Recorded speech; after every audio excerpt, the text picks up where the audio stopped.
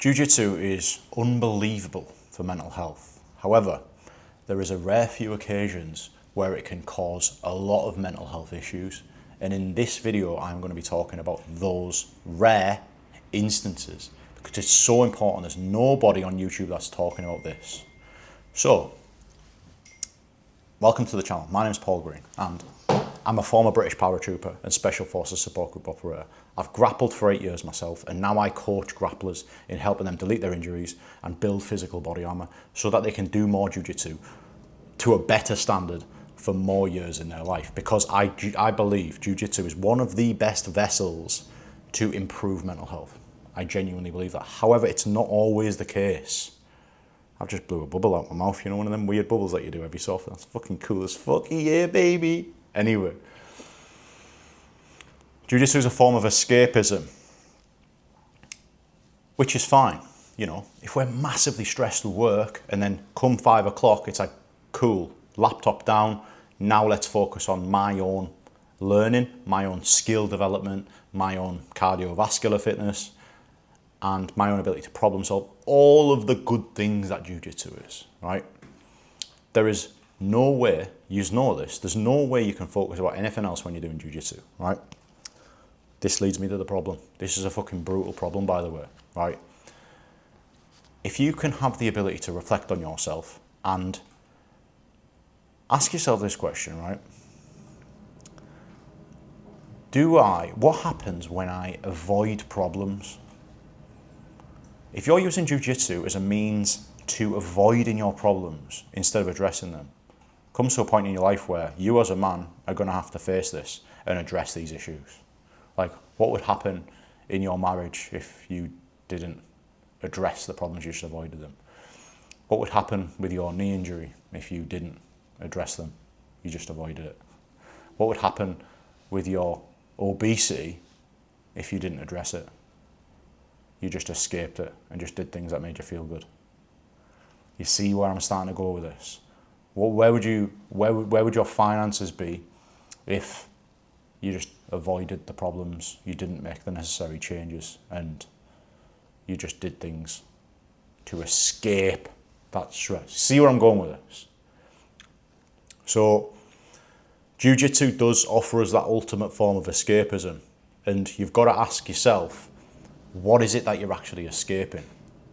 Because if you are escaping a version of yourself which has extremely poor personal standards, then it's going to come to a point where you're going to be faced with a fucking mountain to climb, right? And you can probably see people on the mats, you know. One thing I notice in particular is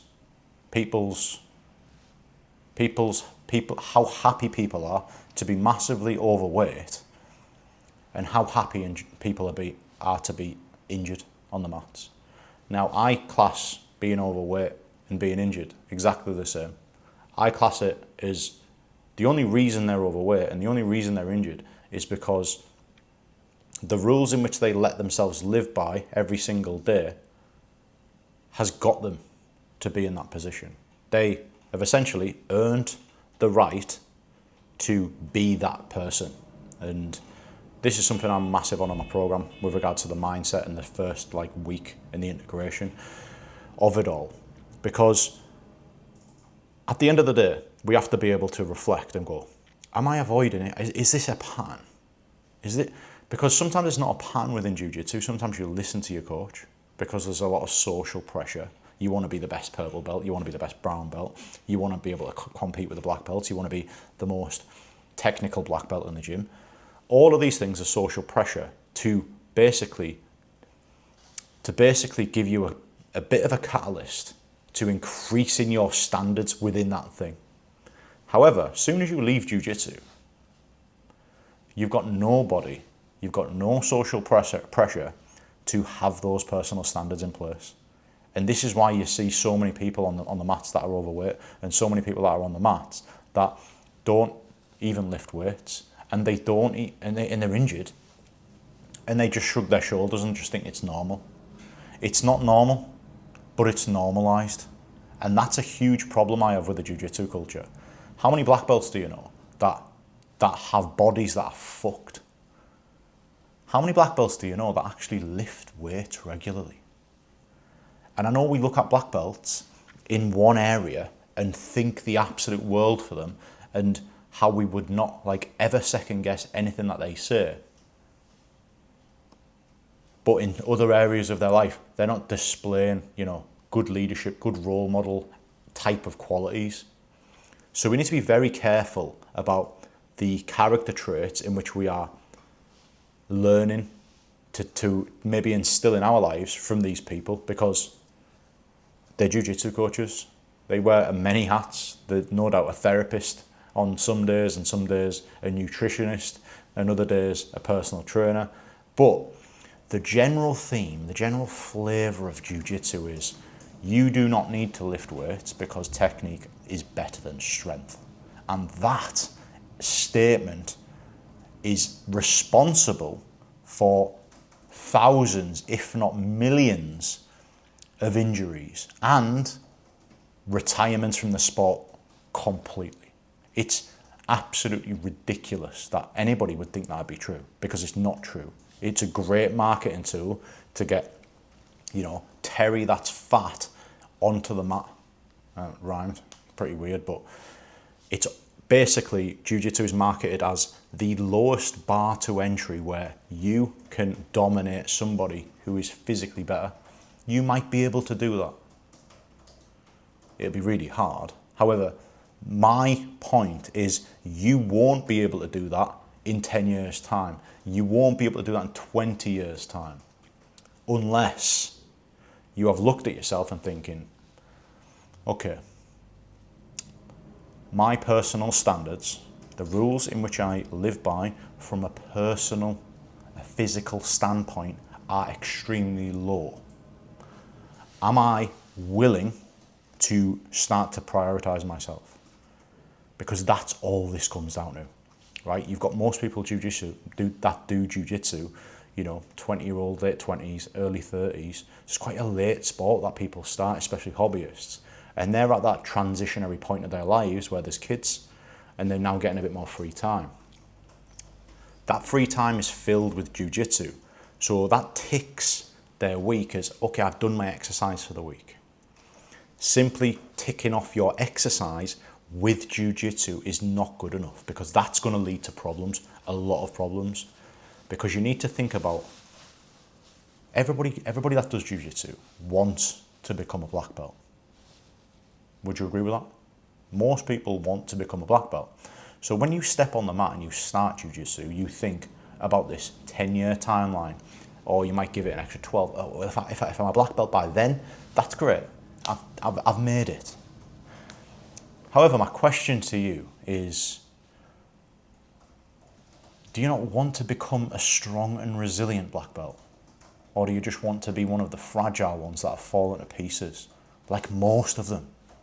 They're not leading you in that area as well as they could. So this is a problem to pick with most black belts nowadays.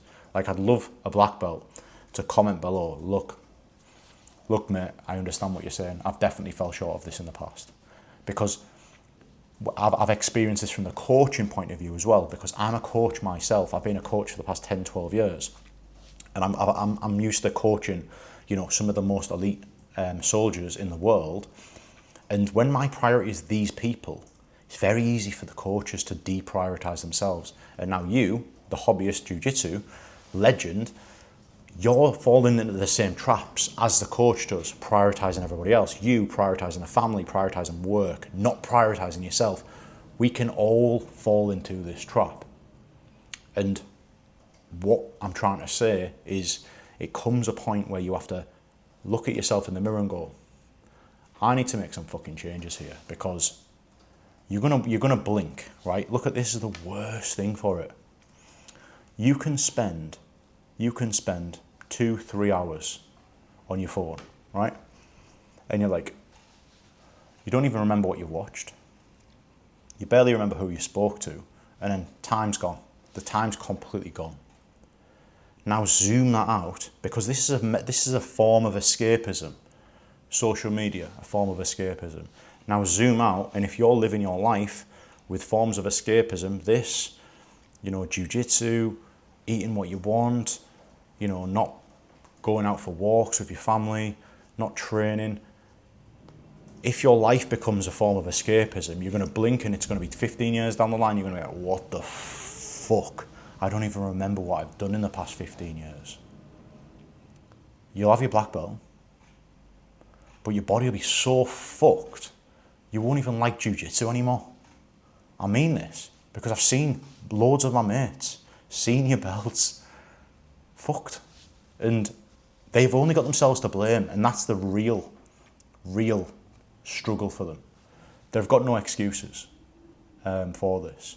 So yeah, I hope this video gives you a bit of a wake-up call long before this point, because I know for a fact some of yous will listen to what I'm saying and you won't believe that you can instill the necessary habits to turn this around for yourself. And let me just give you a little rundown of just how simple this could be for you, right? Prioritizing yourself is as simple as, let's say for example, I ask you this question: where do you want to be physically in the next 12 months? That's step one. Pretty simple question.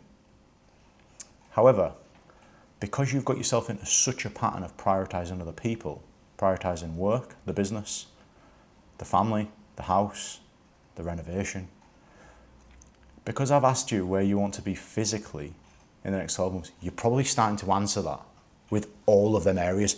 I need you to fucking get them out of the way and shut them off while you answer this question for yourself. Where do you want to be physically in the next 12 months?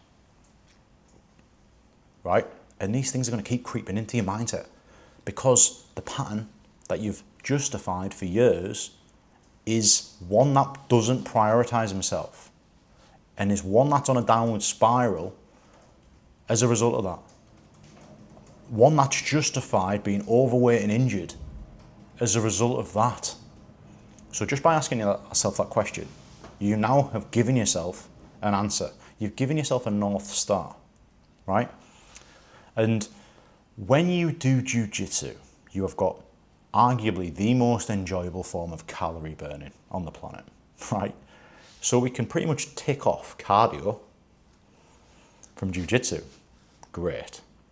Additionally, what can we do for that? 1 to 2 good quality weightlifting sessions. Now, we can all justify that. We can all do that because who doesn't want more muscle? Who doesn't want our joints to feel amazing? And then here's the final piece. Because you're doing jiu-jitsu, because you work, because you walk a little bit every day, because you lift weights, you now get to eat a little bit more calories than the typical office worker, because you're probably more active than most people in your age group. So you get to eat more food than them do anyway. By making that maintenance calorie, calculator, whatever, by making that maintenance calorie as part of your day, it's like, okay, cool, I'm actually allowed to eat 2,700 calories a day. It's a lot of food, right? However, it's only a lot of food if most of them calories come from whole foods, right? But whole foods you fucking love eating: beef, rice, eggs, chicken, mixed vegetables, mixed berries, oats, yogurt, honey, eggs, like food that you would love eating any day of the week. So you start to see how the upgrade of the 2.0 version of you starts to become a lot easier than you actually anticipated. And this is what I really hope to get from this video. I hope just one of you are like, I can do this. Because there is absolutely no fucking chance you can do this when you're 6th or 7th on the priority list. There is fucking no chance. That's it from me, gentlemen. I obviously help people, typically men over the age of 40, over the age of 50, with grappling injuries, overcome those injuries and start to build some physical body armor and resilience. Jiu-Jitsu is the North Star, Jiu-Jitsu is always the priority, but it's all about how long we get to do Jiu-Jitsu and the standard of that Jiu-Jitsu as well. That's my area of expertise. If you are interested in that, the link in the description is to book onto a call with me to discuss one-on-one coaching.